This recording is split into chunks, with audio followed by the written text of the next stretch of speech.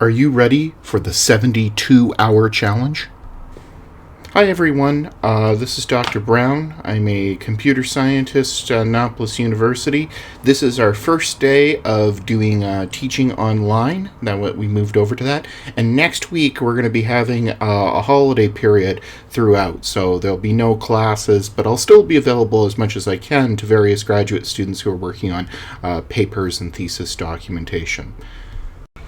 Shout out tonight goes to Acadia, working over in our student recruitment group, and student recruitment still has to go on for next year, and we're going to be having to move a lot of those systems online in order to deliver them effectively, and her and her team are doing a great job right now having to deal with the panic involved with that. So this advice is actually coming out of emergency planning that was done within Canada especially. In fact, this was taught to me when I was going through both elementary and high school and was a normal practice. In fact, they had advertisements on TV talking about, are you 72 hours ready?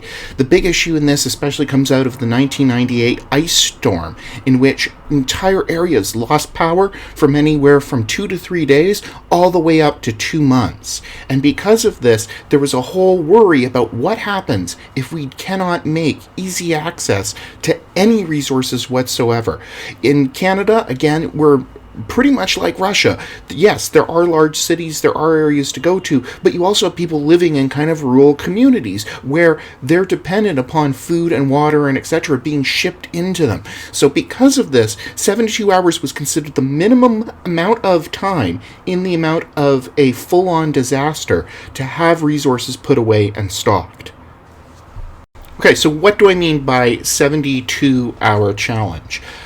There is a standpoint in terms of emergency preparedness that the minimum amount of food, water, and necessities that should be on hand in the event of an emergency is 72 hours, 3 days. So you want to be able to survive for 3 days without access to basically anything at this point. So we're talking about, imagine that the water gets shut down. Imagine that you can't get out to get groceries.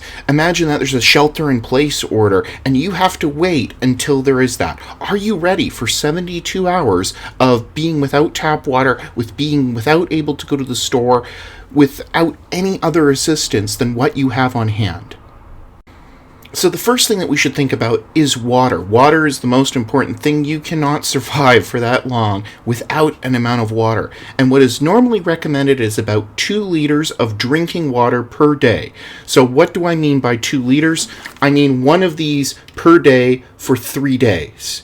Now, you will want to double this up as well, because this is what you're recommended to drink. This is not what you're going to be cooking with, cleaning with, washing your hands with. So you're going to want another 2 liters a day. So you're going to want about 12 liters or 6 bottles of water on hand for a 72-hour wait.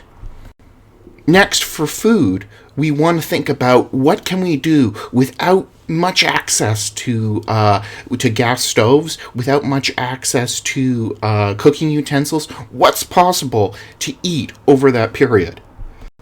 Many of these things that you already have on hand, so this is including any sort of canned goods or dry goods that are inside of your pantry currently. But do you have 72 hours? Can you put up about, 3 decent meals over 3 days? So 9 meals. Do you have 9 meals worth of food together? And some snacks. What you want to focus on in terms of those snacks will be things that are high in protein, high in energy. So yeah, a little bit of junk food can sneak its way in there. You can have the chocolate bar with peanuts in it because that's a good source of both protein and of calories from the sugars.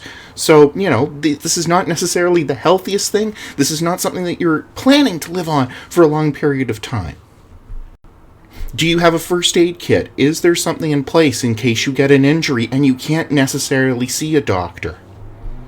And for those of us with chronic illnesses, do you have a 3-day supply of your medicine set aside, ready to go in case of an emergency? You might also want to have some common various drugs like acetaminophen or ibuprofen, anything like that you can see yourself requiring over this time period.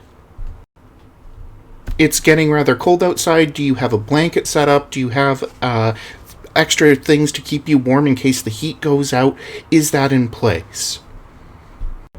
So this doesn't need to be a point of panic. Do you have 72 hours of supplies in order to make sure that you're safe in the event of if there is some sort of problem over the next week? Just make sure that you have 72 hours together.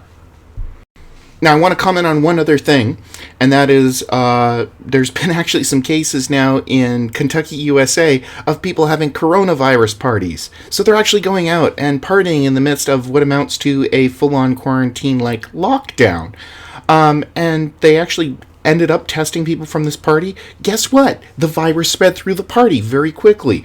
So, again, social distancing, keep informed, and stay safe out there and wash your hands, please.